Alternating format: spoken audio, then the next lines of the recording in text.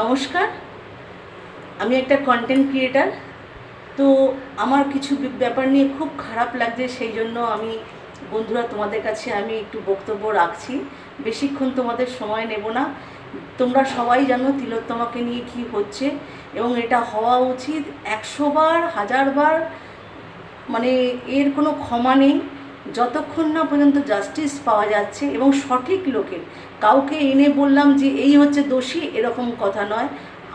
আমরা যখন বুঝতে পারবো, কেননা অনেকে অনেক রকম কথা বলছে, তো আমরা বুঝতে পারবো যে না, এই তথ্যটা সিবিআই ঠিক তথ্য দিয়েছে, তাহলে সেই লোকের জাস্টিস হলে আমাদের মনটা ভালো লাগবে যে মেয়েটা জাস্টিস পেয়েছে। এবং আমাদের নারী শক্তির বা আমাদের একটা সাহস হবে যে আমাদের ফার্দার এরকম কেস হবে না। 10 বার চিন্তা করবে।